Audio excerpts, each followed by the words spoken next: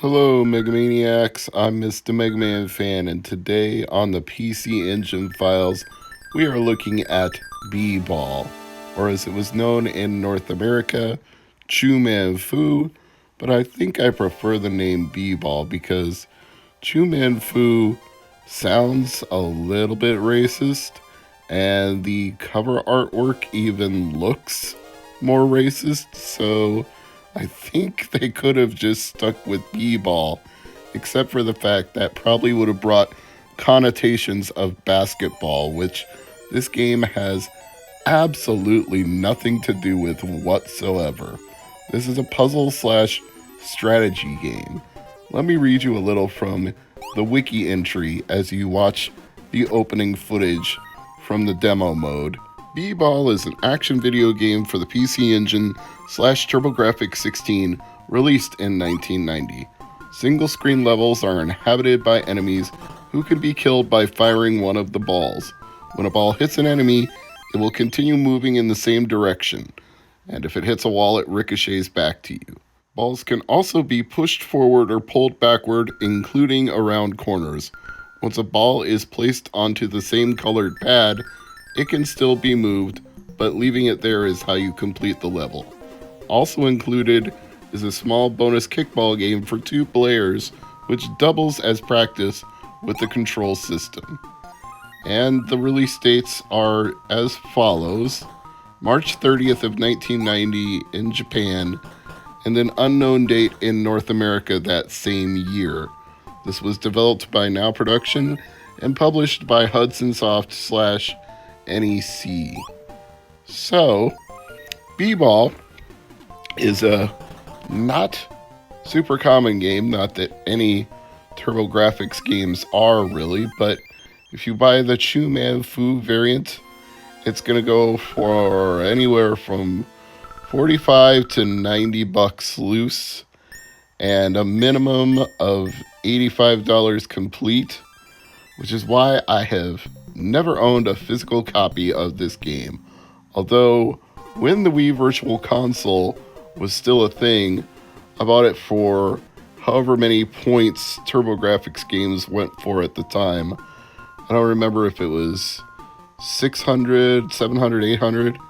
I feel like NES games, just run-of-the-mill generic NES games, were 500 points, and Genesis games were 7 or 8, but I can't remember for the life of me what TurboGrafx games went for.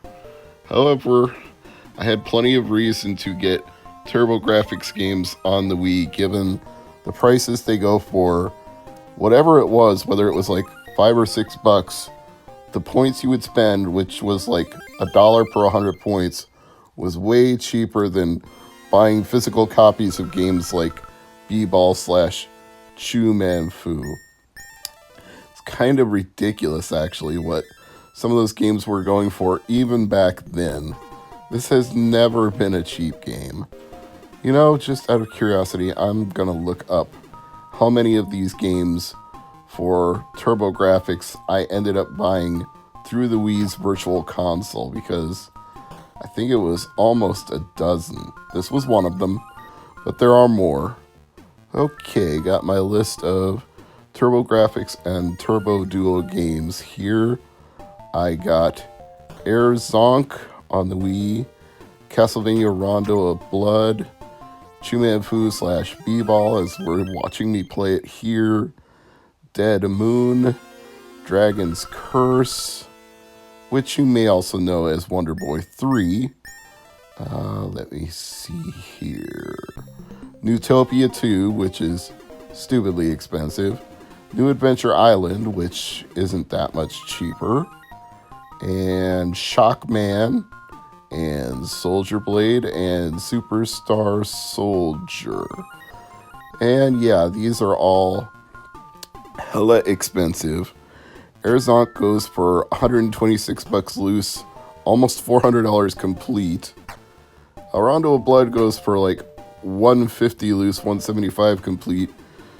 I've already told you what Chu Man Fu goes for. Dead Moon goes for 75 loose, 175 complete. Dragon's Curse, 77 and 125. Newtopia 2, 162 just for a loose copy. 230 complete. New Adventure Island 76 and 158. Shockman 89 and 185. Soldier Blade 157 and 275. Superstar Soldier 74 and 118. So yes, all of the games I bought on Wii Virtual Console, none of them are cheaper than like 65 to 70 bucks loose. I don't know about most of the rest of you, but when it comes to TurboGrafx games going for that kind of money, even expensive games for Genesis or Super Nintendo don't seem nearly as bad. Not saying that there aren't $100 games for both of those, but it seems like so many of the relatively small library of TurboGrafx games go for those kind of amounts, whereas there are a lot of Genesis and NES games that you can get for just a few bucks, because even with the collector's market being the way it is, there's high-priced titles on a lot of dirt common titles. But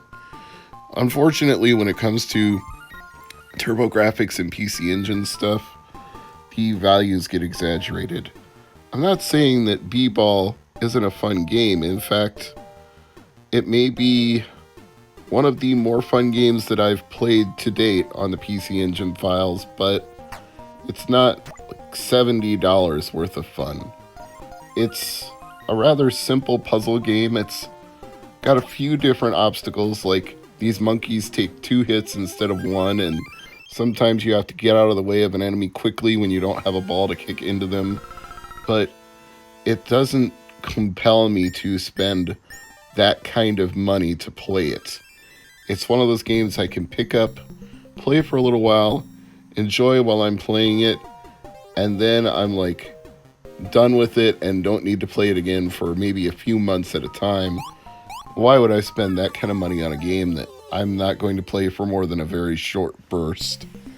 Just out of curiosity though, I'm going to see what B-Ball, the Japan version of it, goes for compared to its North American counterpart.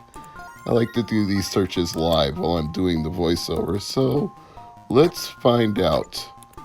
Like Mr. Peanut Butter says, what do they know? Do they know things? Let's find out. Oh, well, it is not so bad if you got the Japanese version. I see one copy of a loose card going for $8.78. I see a complete copy going for $27. So you know what? If you're going to buy this game, buy B-Ball from an import seller or a seller in Japan. Don't buy Chu-Man Fu. It's just way too expensive. I can't justify that, but it's decently fun. It's not a terrible game, y'all. Peace.